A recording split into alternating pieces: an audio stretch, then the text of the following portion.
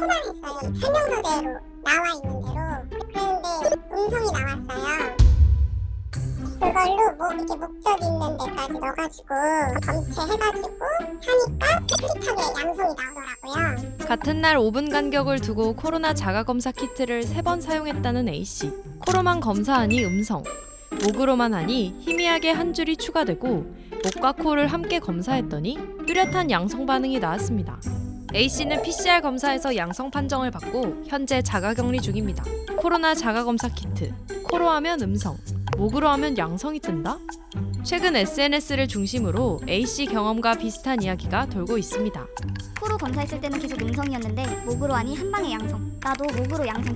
토할 것 같이 밀어넣어야 돼. 바이러스가 목에서 시작해서 그럼. 코가 아니라 목에서 얻은 검체가 양성 반응을 보였고 이것이 확진으로 이어졌다는 경험담이 잇따라 올라오며 사람들 사이에서 코가 아니라 목을 검사하라는 꿀팁이 공유되고 있습니다. 코보다 목 검체 정확도가 더 높은 근거는 코로나 바이러스가 목에서 시작해 코로 넘어가기 때문이라는데요. 과연 사실일까요? 스브스 뉴스가 이비인후과 전문의에게 물어봤습니다. 코로나 바이러스는 정말 목에서 코로 이동하나요?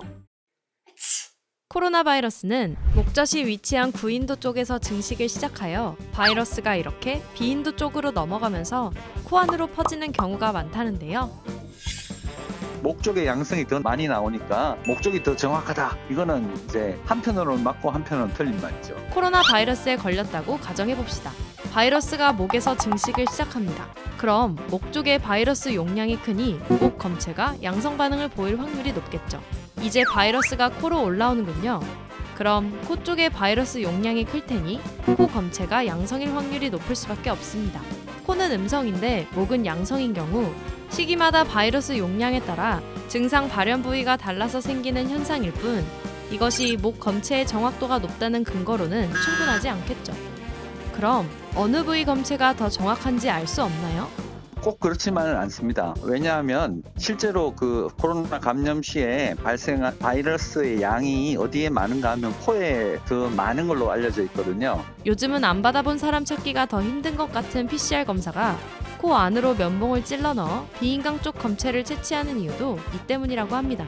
그러니까 목보다는 코 검체가 더 정확하고 또 얼마나 정확하게 검체를 채취하냐도 정확도에 영향을 주겠죠?